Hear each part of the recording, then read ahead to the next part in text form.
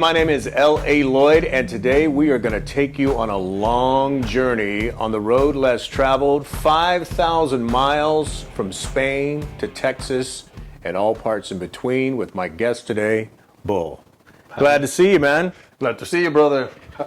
So we have a lot to discuss today, and I kind of wanted to start, like I said at the beginning on this journey, is where you began in Asturias, Spain, and I just wanted to kind of briefly talk about your childhood there and what you really were looking to that got you excited about, you know, not only music, but American music and rock music in general and the blues and all your influences. And then once we get there, I want to talk about these nuns that let you rehearse. So we got to talk about that after you tell us a little bit about your beginning there in Asturias. Sure. Well, I'm from a small town called Cangas de Narcea. It's in the north of Spain. The state is called Asturias. Okay. It's a beautiful, beautiful, beautiful state surrounded by mountains. So it's like a mountain town. It's a minor town. Right. So we didn't have record stores or guitar stores or anything. So it was kind of very difficult for me to get in contact with American music or all the music besides the traditional Spanish music. However, we have a magazine called Disco Play that came every month to our home, and you can pick up the album. So a friend of mine gave me a cassette with the greatest hits of Little Richard. Oh, wow. And that was like it was like electroshock, man, because you know, Little Richard has that aggressive way to sing, and I didn't know he was 50s or 60s or 70s. Right. I didn't know he was American or British. Just this music you'd never experienced before. Correct, and the energy and the vibe was so good. So I asked my friend that, what is this? And he told me this is American 50s rock and roll. Right. So can you give me more? I say, hey, looking for Disco Play for the 50s. So I was in Disco Play, okay, Little Richard, Chuck Berry, Yeah. Jim Vincent, and man, I was so in love with that music and the look. I still have. You still got it going on. Troubadour. Yeah, I love it, man. So, and then Elvis showed up and then changed the whole game because Right. for me it was like I believe every rock and roll singer wants to be like Elvis. Yeah, yeah. At least the early Elvis.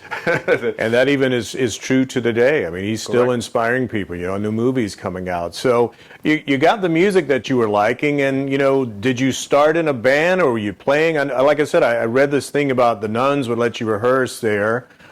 So were you just playing guitar, or did you have a band, or were you solo? What was going on during this time? Well, I was very excited about the music. I was very excited about the rock and roll. So I want to be one of those guys. I want Yeah. to be like Chuck Berry, like Little Richard, like Elvis, like Eddie Cochran. So I convinced to my best friends that by that time we were in high school, 16 years old, like we need to open a rock and roll band. I told them, what you say? We don't have it. We never saw electric guitar. We never had electric guitar on our hands. Yeah. So the way to do it, so I keep insisting we can do it, we can make it. I was totally convinced that we can do it. So we called the band the Phantom Sharks. Okay. Definitely we were Phantom. We have t-shirts, we have even jackets, and we didn't have even the guitars yet. Yeah. So the people ask, what is that? And we say, what is our new band? So the way that we were paying our first instruments, well, we decided to buy a drum kit, bass, and a guitar, and a mixing board for the vocals. Yeah. So you know those buns for breakfast with chorizo inside? Oh, yeah. So that was used to be kind of normal for the high school trips. Every year we have a high school trip at the end of the year. Right. So we were knocking the doors every morning and selling those buns for our neighbors. So that way we can, but we are lying all the neighbors telling that was for the high school trip. But they were for our guitars. Well, obviously, you know, the name Bull is, you know, a nickname, obviously. You weren't born the name Bull. But I was just kind of curious, were you always a big kid, or did you kind of grow into it? Have you always been known as Bull, or is that after you were an adult? Or maybe give us a little story about how the nickname came from. I was always big. Yeah. I was always a big guy. So when we were in the, 10 years. You fight a lot when you were a kid? Yes, because... You were not, well, probably not, because everybody's probably scared of you, right? Well, Asturias, the people are very strong and Yeah. very driving. So it's a Right. kind of very intense culture. So yeah, we were fighting, nothing big, but yeah, we were fighting at the school. Yeah. I'm still friends. We are all still friends. But sometimes we fight. Yeah. Yeah. So I was bigger than the other kids, and those days we started learning English at the school and the animals, and I was playing with the ball, and I was like chasing and running, and they say, hey, you're running like a bull, so you're big like a bull, and I'm very stubborn. So the people started calling me bull when I was 10, 11 years old. Right. So you finally decided that you wanted to come to the United States, and you wanted to kind of see what the scene was like over here, and you go to LA. And I'm just going to kind of know the points that I've heard. You go to LA, things didn't really work out there. You go to Mexico, you play a few biker rallies, you meet up with musicians. The language is a little better there because there's no barrier, even though there's still some differences in the way the Spanish is spoken in different countries. But maybe talk about the brief time you were in LA and then getting to Mexico. I left Spain in 2011 with the idea to living in the United States. So my first destiny was LA, Los Angeles, because I still thought that rock and roll was living in that city. That is not living anymore there. I mean, it was the rock capital of the world during decades. Yeah. But it wasn't like that. Anyway, those days I was talking with lawyers about to get my work visa, my artist visa. So they suggest me like they need a big resume. So you need a big international resume. So I decided to go to Mexico. Right. And I show up in Mexico with one guitar, 3,000 euros, and one suitcase. In the second biggest city in the world, Mexico City. For sure. It's intense and tough, and I love the city, but it is a tough city. It's a difficult city. They're Mexican, very welcoming. So anyway, I get a van there and I start playing in a lot of bikers events. And I was playing during 3 years. And then when I had a bigger resume, I decided to come back to the United States, in this case to Texas. Right. Well, you finally get to Texas, and the influences that you had. Obviously, you had rock and rockabilly and blues, and maybe you're starting to see a little bit of the country from Texas. So there's all these different sounds that you just encompassed all of them. You loved it. So what was it about Texas that seemed different from LA? Like you said, used to be the rock capital of the world, but after a lot of these hair bands and everything kind of went away, and then grunge started out of Seattle, it wasn't a big thing. So what was it about Texas that had all these different sounds that really started getting you excited about playing new music and writing your own stuff? Well, Austin, I'm talking about 2014 now, it had a lot, and we still have a lot of music, like blues, country, rock, Americana, folk, everything. So I was going out every night to different bars, like Continental Club, Sea Boys, Saxon Puff, Dairy Dog in those days, means everywhere. So it's not the same to listen to the album at your home that to go and directly watch it. You got to see it and feel it. Yeah. See the feeling, see the people talking with the musicians. So it was like explosion of music for me, and I was like a sponge, like absorbing everything very fast, especially country, because I was very into blues, but I know very into country music. And then Willie Nelson and Mel Haggard, Waylon Jennings. So I started discovering. But it still was outlaw. I mean, you were like into the outlaw stuff. It might have been country, but it's still kind of rock and outlaw. I mean, Willie kind of still brings, and Merle, and they still bring that attitude to it. And that's what I really like so much about you. Well, after you were in Austin for a while, just to kind of give a little history of me meeting you, we had a friend, mutual friend, Raymond Montgomery, and I had told Raymond at the time, I've been doing radio my whole life, and people would give me their finished albums, and, I would kind of pick some of the songs I thought would work on the radio, but I told Raymond that I wanted to be there from the very beginning, from writing the songs, recording the songs, the different tracking, everything. I wanted to be there. And he was like, I got a great guy for you to meet. I want to introduce you to Bull. And so you and I and Raymond and Rob, who was the producer, all sat at this studio in Austin, and we started hashing out some songs. And for me, the great thing that I loved was it was all new to me, but everyone in the studio treated me like, we respect you, and didn't go, well, this guy didn't know his way around in the studio, so he didn't know what he's doing. You guys really kind of gave me the open hug, and said, let's have at it. So, maybe let's talk about some of those recording sessions, because, and we'll get into a couple of songs here in just a bit, but maybe talk about when we first met there in the studio and how it just really started gelling really fast. Of course, means Raymond was a good friend of both, and he helped me a lot personally and professional. And meeting you was one of the reasons. And I needed, and I still need the input for American rock and rollers. I believe that rock and roll is not only us that we play rock and roll. It's people like you that have been working on the rock and roll during 30 years, and you have the ears and you have the taste.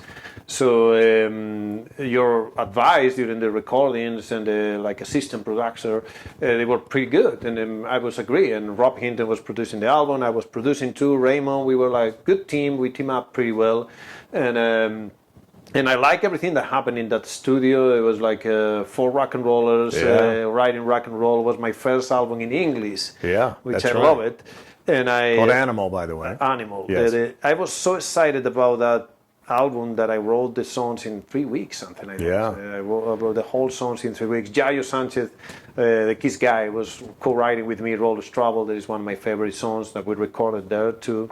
And the Hammer of Nail, they came out pretty well. So, well, I recall some of the conversations we had. You know, you were writing some of the lyrics, and you know, we were kind of writing that together. And that song is one that I guess became my favorite on the album because I got a chance, you know, to hear the final mix of it when it was recorded.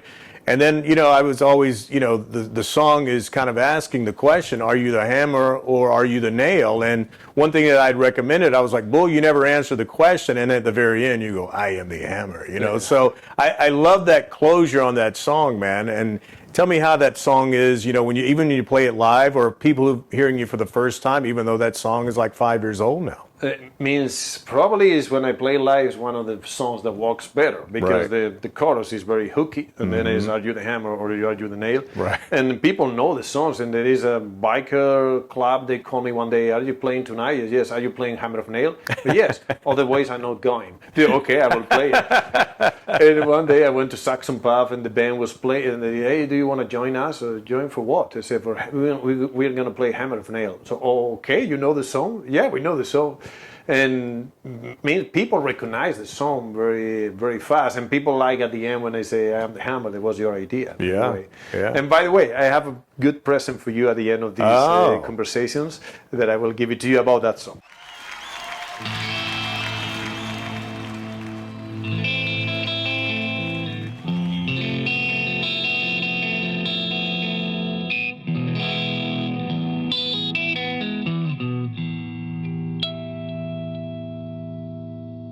Are you the hammer?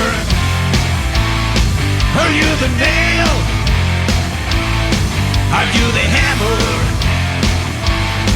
Are you the nail? Are you the hammer? Are you the nail? When the answer becomes the questions, when the survey turns to jail, we're walking hard, didn't walk to win. On the closest things are beyond the reach. Ask yourself, are you the hammer? Are you the nail? Are you the hammer? Are you the nail? Are you the hammer? Are you the nail? Well, as we move forward into 2019, to me, that's what I would say was your year. I mean, you were getting a sponsorship from Gibson. You won Best Hard Rock Band, you know, with Los Búfalos. Things were happening for you. I mean, this seemed like you were finally, all this hard work, all this travel, you'd finally got to 2019. So tell me about that year and what it meant for your career. Yes, and that year I came from LA for being playing at the Whiskey Go and places like that, but I was still missing Texas and Austin. In 2019, it was like we launched 2 singles. The Preacher We Have to Lie and Till Death Was Part. This is one of my favorite songs and one of my favorite videos too. And we won the award. I placed 3 songs in the Mayans TV show, that is the Sons of Anarchy spin-off. Right. We record a live album. So I was very excited about things I get hooked with Gibson, like you say. And then we came out in 2020 I was working a lot that year, but in a good way. And then 2020, I started in LA playing on the NAMM show for the Gibson stage. Billy Gibbons was there as last, Don Felder. So I was very excited, and then bam. Well, in March the following year is when all hell broke loose, and we were pretty much, the beginning of the pandemic. And the thing about, it was a trying time, no matter what your profession is, no matter if you're a musician or you work at a bank or you're whatever, a restaurant owner, everything shut down. And it was social distance, social distance, social distance, stay away. And so you really took that to the extreme by just kind of going out and living this carefree lifestyle. You're camping out in Lake Georgetown, and you had all this time to yourself, which was tough. First of all, because no money's coming in, you're not allowed to tour. So what you did is you started just laying down some ideas for what is on the new EP Fury. So tell me about that time where we're all out here. You basically turned the world off and just started creating new music. Well, it was a tough and a good time at the same time. Tough because, like you said, and good time because being in the forest, I was doing primitive camping, like literally living in a tent and by the lake. But it was beautiful at the same time. I was very inspired and with the contact with the nature, and I have all the time to write new songs. And start writing new songs with my acoustic guitar, and I had a hand recorder that I was recording all my ideas, like melodies, lyrics, etc. And that was a very creative time that led me to the new EP, Fury. So we record a demo with a hand recorder and my vocals, and I sent it to my guitar player in Spain. He was in a lockdown too. He put the guitars, and then we sent it to the bass player in LA. He put the bass. So we were creating like the whole demo. But man, the idea was beginning was a demo, but it began to sound so well that and so real and so raw that I was even thinking put it out like that. Well, a lot of people recorded that way. I mean, because obviously no one could be together, because if you did, you would have to quarantine yourself, 7 to 14 days to make sure no one was bringing COVID into the recording process. So even though yours was a little bit more, out in the wilderness and really, having to work hard to put the pieces together, it worked. And there's a good story that you told me that I'd like you to share with the audience today about you being on a boat with this handheld recorder you were having. And when you first sent me the first single, Dinero Primero, I stopped before I even listened to the whole song. I said, Bull, what's this hum thing at the beginning? I said, you got me hooked just from the very beginning seconds of the song. Is this, tell about the, how this hum came to be, and eventually from where it was recorded on the boat became, on the master for the song Dinero Primero. So we had the demos, and Dinero Primero at the beginning, it has only drumming, tum, pass. Raymond McGlamery called me and said, well, do you have new songs? Do you have this? And I said, where do you record this? They're in a picnic table with a hand recorder. And they say, Raymond told me, I love it. We need to do something with it. We need to send it to LA Lloyd and studios and things like that.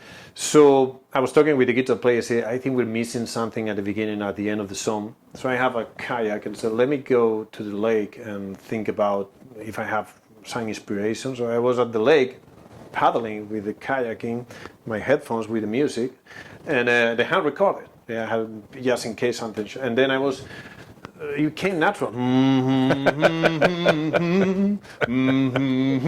Wow, this is good. Yeah. And then I jet ski.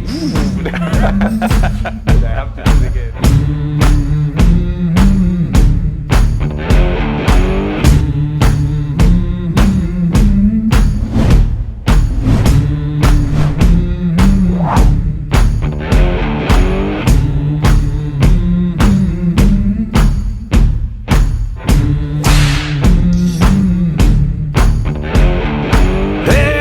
No fun heading under pain. I got enough living on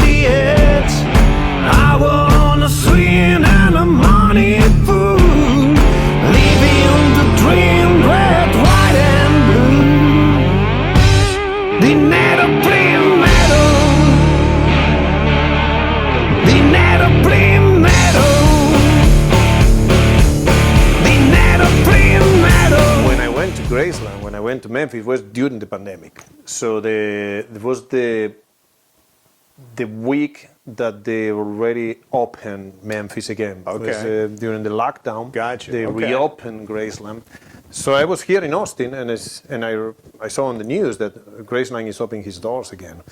And I'm going to drive there. I don't have anything more to do. So you just road trip to Memphis. So I turned on my truck, and it was literally, I decided in 10 minutes. I didn't even think about it. So Wow. I get into my truck, and I drove 9 hours straight to Memphis, and I was in the shittiest motel ever. Ever. Memphis stuff. Right. They have a banner inside that say, lock yourself, don't open the door. If you feel threatened, call the police. Wow. So I'm glad I didn't bring my guitars. So next day was the first day that they reopened Graceland after Yeah. the pandemic. Okay.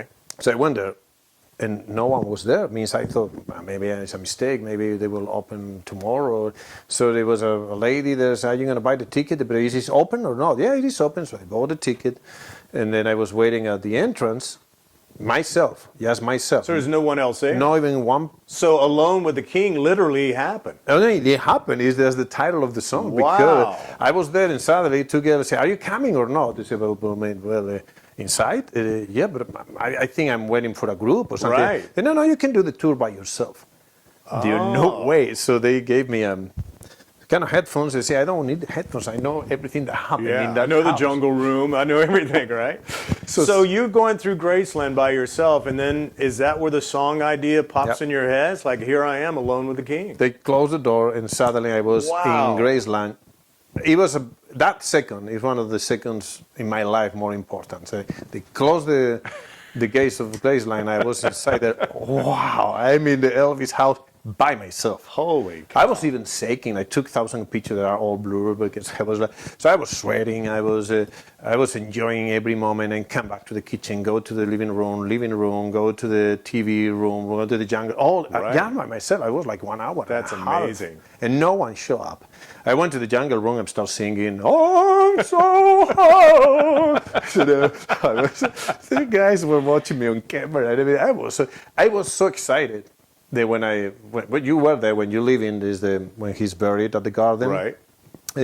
I forget it, and suddenly the grave was There it is, and it brings it all back. So that was a very spiritual moment for me, Yeah. and so I was wearing a bracelet with Elvis bracelet that he was wearing on the '68. Comeback Special '68 concert, obviously a replica. Right. That Did it have the TCB on there? no, it was just it was kind of this one, Like but a that. little bigger. Okay. And it was exactly the one that he was wearing. So Wow. I took it and I put it on his grave. Took a couple of pictures to remember and say, "This is for you. Right. This is, and thank you very much for everything." And I believe all the time. Did you say thank you very much? You say thank you very much. thank you very Thank you, much. Elvis. Appreciate it, man. So I left the bracelet, and as a present, as a tribute, and all the praise that I did for Elvis. I think that was a present that Elvis gave to me for so many years, Right. singing him and tribute him, because at the end everything is a tribute to him.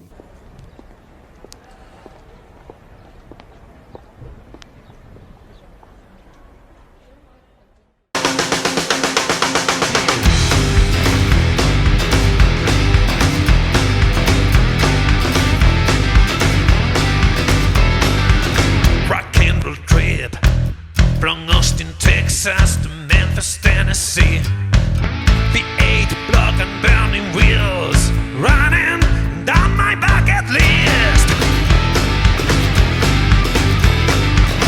Anxious to head to the King's Graceland. Upon the gate, ready to live a damn glorious day. Once inside your Marshall cup, no one else inside the house. I swear I felt a hidden touch, a call from a ghost, a frozen rush along the spine, a whisper singing on my back. Down on my knee, I was alone with